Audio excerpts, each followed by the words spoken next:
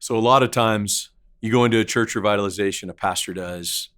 He's in a honeymoon period for about a year, and about 18 to 24 months in, all of a sudden, certain people in the church rise up against him. He has real adversaries that come out of the shadows, and he's not prepared for them. In fact, some of them were on the pastoral committee that actually hired him, and he doesn't know what to do in that moment. And many pastors in this moment see those adversaries as a sign to actually leave that church and go to another one.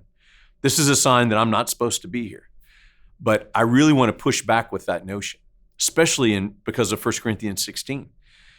Paul says to the Corinthians, I want to come see you, but I can't come just yet because I have to stay here in Ephesus because my work's not done. And he says, and there's the presence of many adversaries. So Paul actually says the presence of adversaries in his ministry was the sign to stay, not to leave. So the adversaries, I believe, are a sign to stay in a church revitalization context. They're going to be there. There's a reason that church is dying. And it typically is the 2 or 3 or 4 families that have held a stranglehold on that church that has run pastors off decade after decade.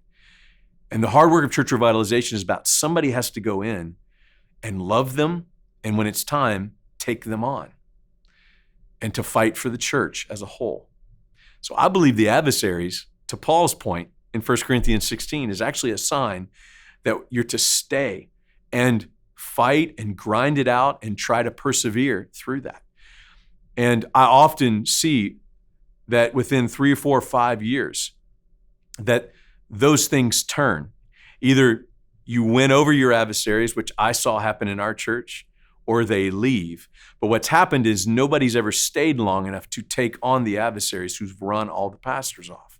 So church revitalization is really unique in this way, in that you need to go expecting to face the adversaries. The enemy wants them there, and you got to take on the adversaries. But you don't take them on and run them off. That's not the point. That may happen through this. The goal is to love them and win them by your love and care for them. And I have to say, as a pastor of one who went in and revitalized a church, the sweetest relationships that I ended up having at our church were the people who were against me in the early years, who I won and became some of the most meaningful relationships I had in the church. The adversaries are part of God's plan for you to stay, love, and fight, and hopefully win the church.